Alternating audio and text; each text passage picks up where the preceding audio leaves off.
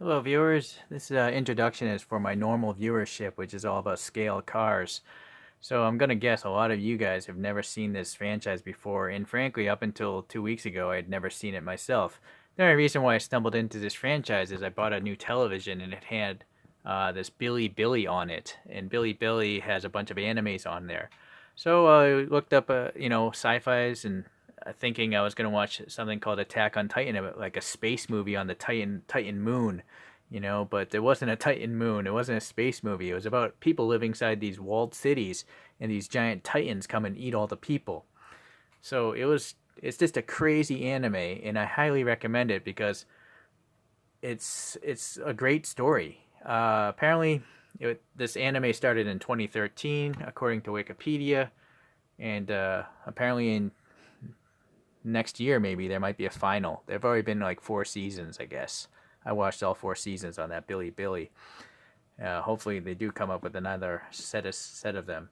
The first 2 seasons were absolutely fantastic, and then after that you start to see some mirroring of World War II fascist and anti-Semitic Nazi kind of regime things going on there. But the first 2 seasons don't get into that, so I highly recommend it. Apparently there was a live action movie, but it was an Asian one, probably Japanese. So I haven't seen that myself. But I really hope that a Western director takes this on. In particular, Ridley Scott, who did the first Alien movie, or perhaps Zack Snyder, who did Watchmen. Those guys aren't afraid to make adult movies with violence and things like that. Not to promote violence, but this is a really violent anime. If you're a kid, please don't watch this. There's someone dying in this episode, every episode, and it's pretty gruesome. But it's a great story. Okay, so long introduction. If you already know about Attack on Titan, you would have fast forwarded. Anyways, so today I'm using a really weak tripod. The camera's gonna move around, but I can't even fit this in frame. I'm gonna move this back. I don't even know if I'm gonna be able to reach this figure with the camera holding this in this frame here. Okay, well, anyways, in this franchise, there's a character called Mikasa, and she's just a really new, almost robotic female because she had a really horrible upbringing, but she turns out to be a really great soldier in this storyline. So she's one of my favorite characters. And so I like this franchise enough that I decided to buy the real thing. There are copies, fakes of this exact figurine, and there's a Spanish YouTube review of it. You can look up AliExpress Mikasa, and you'll find that review. But I believe this one is real because it has the hologram of Kodansha. Kodansha is the publisher of the Attack on Titan series. And there's some sort of partnership between this thing. It says ArtFX Collectible Toys, and then Kotobukiya. I know them for making model kits. So maybe the designer is ArtFX, and maybe the manufacturer is Kotobukiya. I'm not sure. But Kodansha is the cartoon owner. It says here 1/8 scale and renewal package version, which makes me think this is a re-release. Is it the second release, third release? I don't know, because again, this cartoon series started in 2013. So, all right, what else is on this box? Little graphic here, and some images of what it looks like, sculpted by Taketo Ogasawara. So great job, just based on these photographs, it looks like. And then some Japanese text here about who ArtFX Japan is. Oh, and is English as well. Expansion, ArtFX line, aim of making characters, blah, blah. Just some marketing stuff. There's a Titan right there. On the bottom, we have a bunch of legalese. And I have an import sticker. So that makes me, again, think it's real, because a copy would bypass all of that.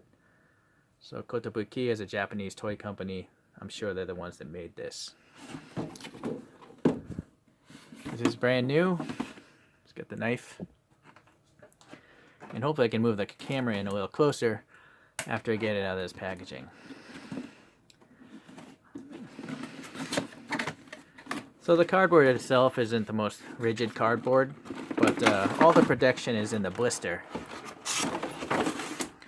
Let's see.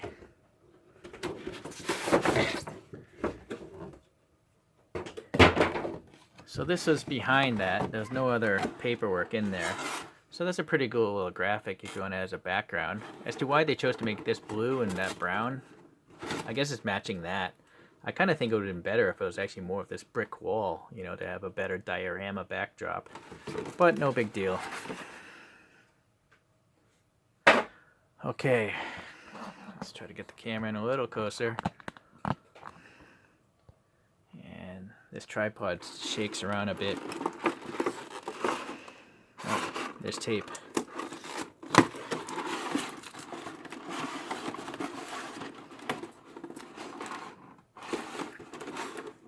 And then there's instructions taped to the bottom.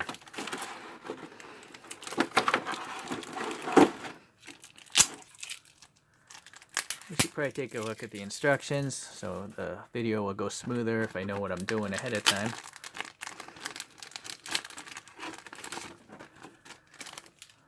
Not sure why that had to be in a plastic bag. Like, who's gonna keep this? It's not really that nice, right? So it's all in Japanese, of course. We have 2 swords, a fragment of a sword, 2 hoses. The head pops off, the cape it goes in between if you want to use it with or without the cape. Some sort of supports for the vertical maneuver gear. The foot goes into the tree, and then one of the maneuver gears pegs into the tree. Some sort of warning or maybe orientation about that peg. No, the knife shard goes in there. Knife goes into the handle, and then the hoses go into that. And yeah, the hoses connect to this part of the vertical maneuver gear. On the back side we got nothing. So not too much going on with the instructions. Yeah, I missed a piece of tape here. Another piece of tape here. Alright, I think, no, there's one more. Alright.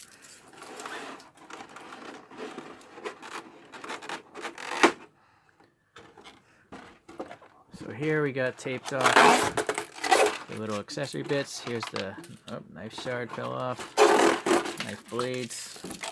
Let me collect all those. Alright, pick those up off the floor. Then we got some nice protective plastic here.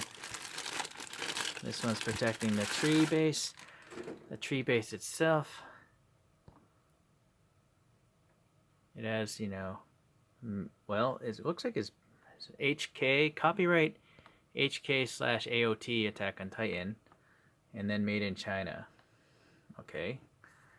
And I gotta say, this wood piece looks pretty nice. It's very well painted. You know, you got dark brown and a lighter brown, and then it's molded relatively nice as well. It almost looks like one of those fake wood things you would put into a fish tank. It looks good enough, I would say.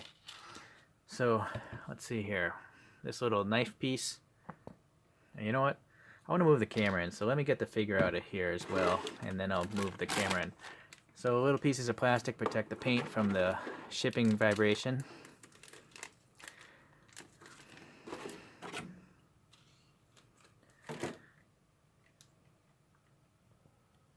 Alright, got the camera in a little closer, so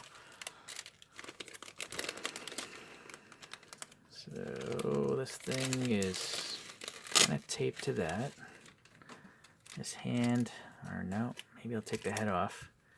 So the hair has got really fine tips on it. I'm trying to not break those tips of the hair off. I'm wiggling this thing off, alright.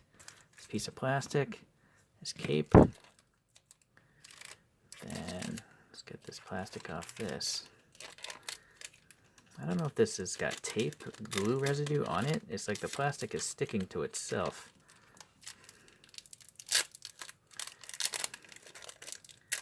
I'm not sure if that's because it's old. Oh, careful. I almost tore that handle off right there.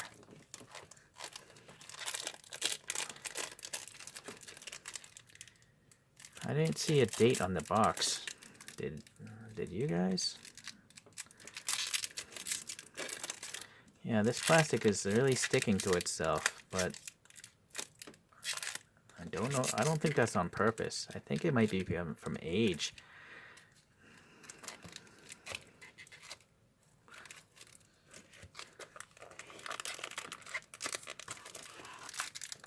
Alright, this is going to take too long. Let me come back. Alright, I ended up clipping off that plastic. It was really sticky. It was sticking to that thing, but I don't think it affected the paint, luckily. Alright, so back to this little knife shard here. So the knife shard itself has a lot of, grooves molded in, and then there's a black paint wash filling in those grooves. So decent enough detail. And I guess it goes right in here.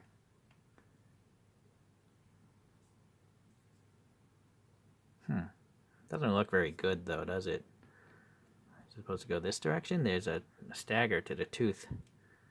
I don't think it's supposed to go that way.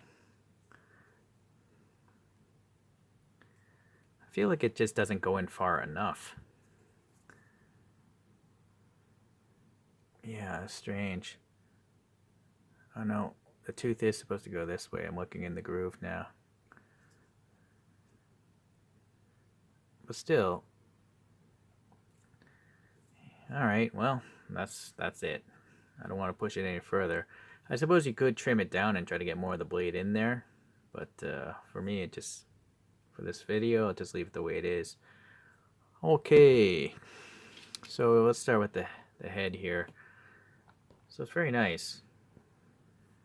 The eyes are, there's a white, black pupils, a little light gray, and a little white on those pupils as a reflection. So it's typical like anime style as far as the eye goes. Very thin eyelashes. The nose is really, it's there, but not, giant. And then there's a little bit of pink paint there on the lips there. So that's good. The hair itself, again, I mentioned the sharp tips, but it is kind of flexible. I don't think you'd really want to drop this though. It might break. And yeah, there's a lot of different strands of hair, coming to these fine points. And then you can see the peg has a shape to it. I almost feel it would have been smarter if the peg was round, so you could at least rotate the head a little bit and get some posing out of it. So the cape here is nicely done. This material is a little bit flexible, but not much. It's probably some sort of PVC, I'm guessing. And then it's even, got some airbrushing on the back side. It's not just green. They painted it a green first, and then they airbrushed this darker gray or whatnot, or darker green and gray over it to give it some dimensionality. And then you have this logo here. This Survey Corps logo is raised, so it's good. It's not just a flat tampo. It's actually molded and then paint as well. All these little feather fragments are dimensional. So then there's a little button here, and it's painted white. That's just part of the molding, I think. I don't think it's a separate piece now. Alright, so that seems alright. The figure itself, you can start just by seeing the boots. Again, they have a nice shading airbrush effect on them. So they painted this lighter brown and then went over it with some darker colors around the seams and the folds, creases, and the edges and stuff like that. The bottom of the boots have some texture to them. And then even a little square for like the branding of the boot. And then this metal pin is nice. It's not plastic. It's actually a stainless steel rod that's going to attach it to the tree. Alright, so the vertical maneuver gear, we have this box holding the spare blades, and each of the blades has a separate tang. So that's nice. I wonder if it'd be cool if these things came out, but no, I don't think so. It would also have been cool if there was a deeper groove there, as if the blade was taken out and is in these handles. Alright, so the depth of the knee here is pretty far down in there. That looks good. There's some tassels. It's not a cloth though, it's just part of the vinyl. It's a separate piece, I think, but it is, plastic, but it's got a little bit of a flex to it. Back to the maneuver gear, there's some sort of spring mechanism in there. I guess the blades are spring loaded. And then there are clamps here in a metallic, like gunmetal finish. And then the box itself is tan, but you can see this little very faint dark airbrushing going around the borders. And this is what I don't think you'll see on the counterfeit, the fake copycat. It's very faint. but it is, I can notice it. I noticed it from the photos. Same here, it's much more pronounced on this little thing. It's that same color, but the ends are much darker because they airbrushed the ends there. Okay. So then they have the pressurized gas tank here. It's a metallic silver, I guess. Yeah. And then you'll see the ends. Nah, you can still see a seam line, but I think the copycat has much more pronounced seam lines from the molding process. This, they may have actually clipped it off a little bit before they painted it. Okay, this is a seam line as well, so I think there's two parts to this thing. Yeah, you can see a little seam line there. Okay. So going to the back here, yeah, we got this metal harness or whatnot. Might as well use the sword as a pointer. And then I don't know if these are spools. I think these are spools because they shoot out like a cable to fly into walls and stuff. That's how they zip around in this TV show. So there's some rivet marks, and then two different colors here for the spool. Looks pretty cool.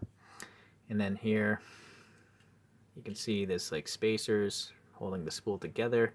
And then the back of the spool has these fins, so that's pretty neat. And that mounts to this central piece, which has like a central cover and lug nut details. Unfortunately, you can see the seam line from the mold process. And then that stuff is bolted on to the harness that the people wear, and that's got a gray color there, flat gray, whereas this is all metallic paint here. And then going to this side, pretty much the opposite. We got a steel pin going into the tree later on. So now we can look at this side here. So this is not a mirror image. It's got this on the inside. And then that additional brace. Some rivet marks or screw marks holding those clamps together. Alright, very cool. Let's see. Yeah, the rubbery tassels. You can see the white paint is a very flat finish. And then these belts or whatnot, or straps, are brown like the boots. And then there's some little, I don't know, slide locks or something there. There's a little staining on Mikasa's butt there. It's too bad. And then, yeah, more brown and darker shading. So it's really nice. The extra shading is what makes it nice, I think. Alright, so here we have this trigger grip, and it's got like a texture on it, like a classic pistol would have. And the body is metallic paint. And then there's a little hose here, and this little hose has air passing underneath right there. So that's cool, the air passing. And then we have like a brake lever, and then two triggers, and the fingers are inside those triggers. There's also a hammer back here, like a pistol would have. The hand, no, see, doesn't spin. Would have been cool if that could have spun. No, it does not. Let's see, in the front, we got this gray belt and the buckle. Can't tell if it's a different color. I think it is. I think the hardware here is like a metallic, whereas the belt is just a gray. Sorry, I can't get the camera in closer. There's something hanging here. I don't know what this is. It almost look like gun holsters, what I'm touching there. But they're like a black or dark color. I don't know what those are. Here we have a scarf. Mikasa always wears this scarf, and it's a maroon. So a slight bit of flex to it, but not much. It'll probably snap if you pushed it too hard. The front of the jacket, it's got a pocket, and it's got a nice tampo print of the survey corps. Same on the side of the shoulder. Little raised buttons here. And then on the back, definitely a nice logo I saw here. All raised, three-dimensional, and then printed nicely with the different colors. And so the jacket, I think as well, has some shading going on right in the seams. It's a little bit darker than right here. So that's good. The bottom of the pistols are hollow, and they have an L shape. Maybe something goes there? I don't know. It's actually a separate piece. You can see here. Yeah, the pistols are separate pieces. On this one, she's actually got her finger like gripping the brake lever there. You can never see the fingernail here, hopefully. Ah, boy, hold on. Yeah, I don't know if I can focus any better, but there's a fingernail detail I can see. There's a paint wash. Yeah, sorry.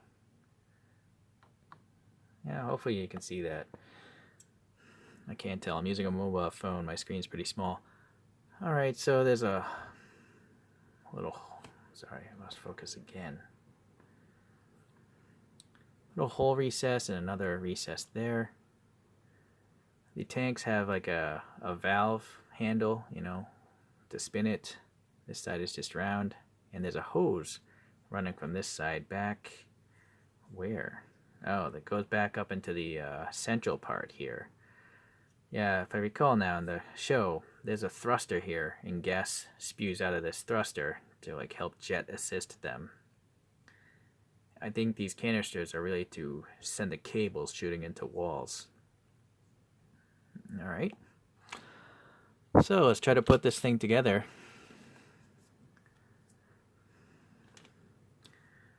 Yeah, I guess it's debatable if I want to leave this cape on. It does have the Cervicore logo, but it hides, you know, all these other parts. But then if I take it, leave it off, I'll probably lose it. So I guess I'll just leave it on. Alright, so yeah, again, I wish the neck had a round peg so you can twist her head. Right now it's just there, right? But it would have been cool if you could do that, or maybe have her face that direction. Oh well. So just bottom that out, and then yeah, that cape is pretty snug. There's no looseness. The hair is pushing it down. So very dynamic pose indeed. We should probably put on the base here. So you can see, oh well, that's really cool. The footprint is actually molded into the tree. On this side, it's just a flat thing for the box to rest against. So I'm gonna put this foot peg in.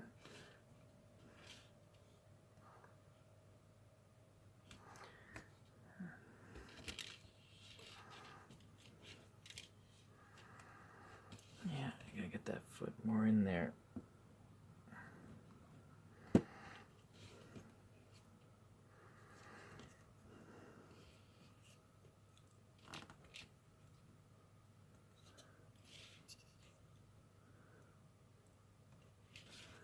You gotta really get this foot peg in there, but I'm having a hard time bottoming the thing out.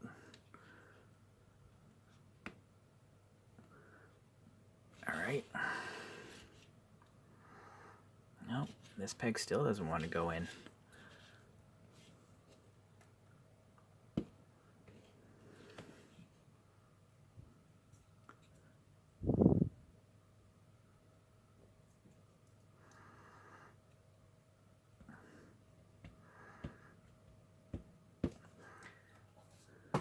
Oh boy.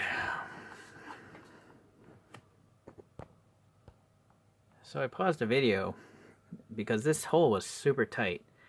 So it turns out after I put this one in, both pegs stayed in the tree. So they came out of the figure and they're just stuck in the tree now. So it does seem like you do have to get the foot peg all the way in first. So I'm going to try to do that right now. And then I'll try to get that vertical maneuvering gear peg in now. But you see the gap difference there. It's kind of disturbing. Alright, there we go.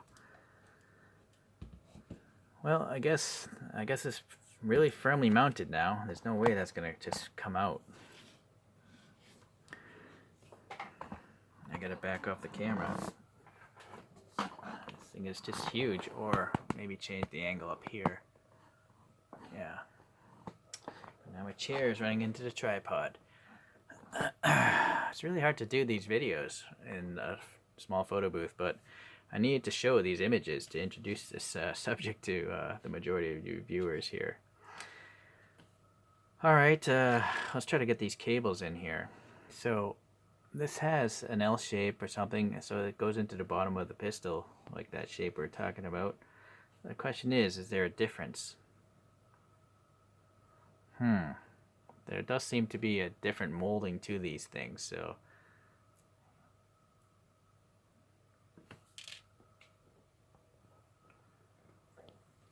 Alright, good old instructions are saying the longer one is the right side. So I'm going to pop this in here.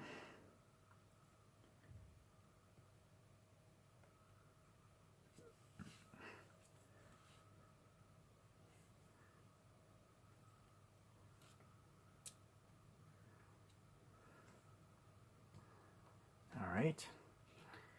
And then those things go into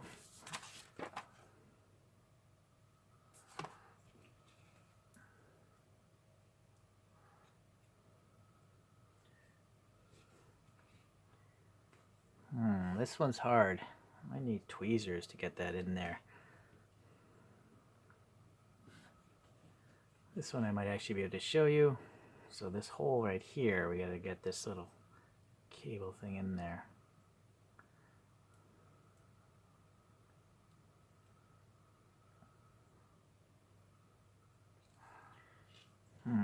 Maybe I should put that in first. No, that doesn't make sense.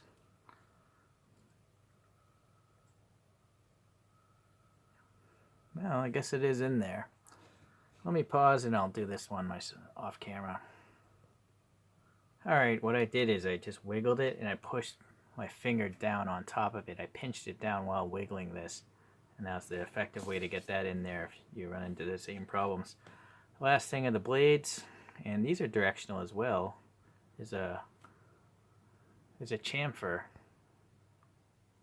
Hopefully you can see it's chamfered there. And so I can see there's a chamfer in the hilt or the handle as well. I wonder if there's a left and right blade. No, they seem identical. That was a pretty tight fit. Before we had this last one, let's just look at it. So it's just got some really thin, recessed lines, and they have a paint wash of black going into those grooves. So very fine lines. I don't know if the copycat one again would have such tight details. So I'm happy I got the real deal.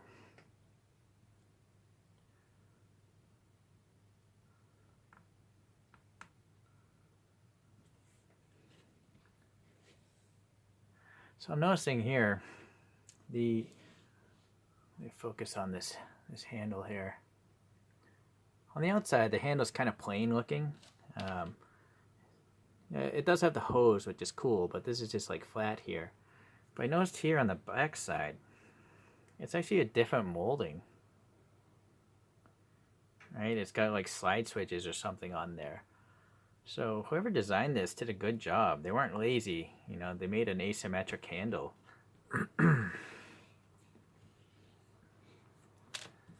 Alright. So why is this even in the instructions?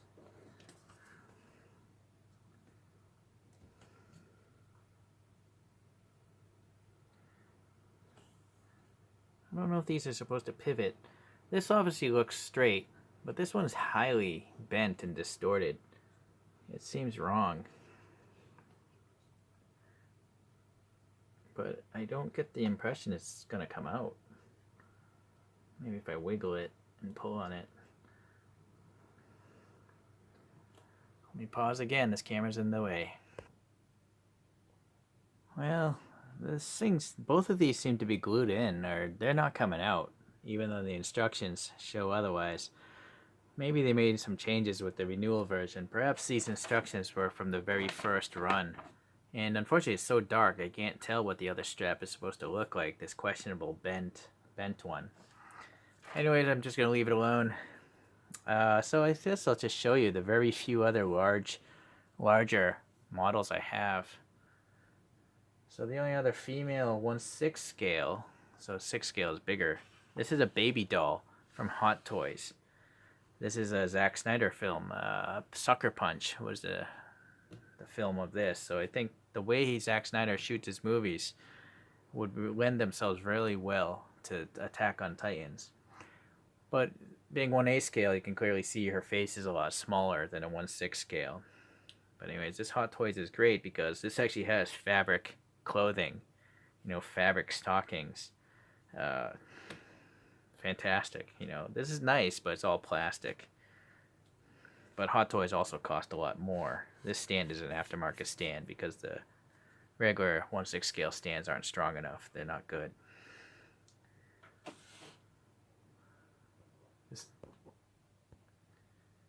So this next and last set of characters are females. These are old garage kits, meaning they were molded by some guy in his garage or something, or really crude models, and they have to be assembled and built. I paid someone a good 20 years ago to make this for me. So this person ran some metal pins into it, and then they're pinned together. But this person, painted all these figures up, and it was a excessive amount of money back like 20 years ago. So I will never sell these. But they're called Petite Lunch. It's highly improbable you'll be able to find these, but yeah.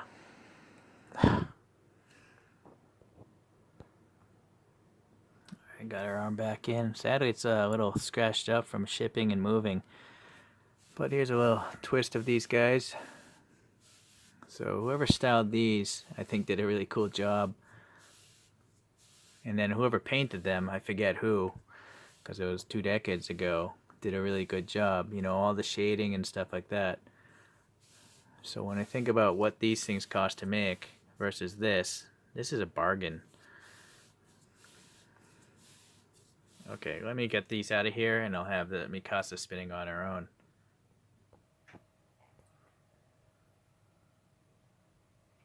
Well, it's a fantastic figure. I'm very happy to have it, and I'm happy I even paid the extra to get the real licensed product, because all that extra shading, I don't think I could do it. I simply couldn't do it. So yeah, it's worth it for me. But if you go with the copycat, look up that review by those Spanish folks. It seems like it's alright. I'm not promoting the purchasing of copycat stuff. I'm just promoting wise spending of your money, because this is a luxury good. This is something you definitely don't need in your life. Alright, and it's also a good thing I don't review such large things, because it really requires an entirely different format of shooting. This is a pretty big photo booth, but it's too big for that. And this tripod I have is wobbling and stuff, so I apologize for that. But most of all, I just want to stress you should probably check out Attack on Titan. Again, Billy, it's free. You can watch the first 4 seasons, but at least watch the first one. Watch the first few episodes, and you might get hooked. And let's just hope that a big Western director does it, because I think they would make more money than Lord of the Rings. That entire Lord of the Rings Hobbit trilogy, I read those books as kids. Great books. The movies were a little bit too long for me. I fell asleep almost during all of those movies. But I think they could easily make 3 movies out of the Attack on Titan, if not more, because there were 80 episodes already. Okay, well, thank you for watching. I will see you in the next review. Oh, just to let you know, I did order Mikasa Ackerman as a Figma, and also another favorite character from the series called Levi. I have a Figma figure from him in the mail. Both of those are in the mail somewhere, so you'll see more videos on Attack on Titan. Alright, see you guys. Take care.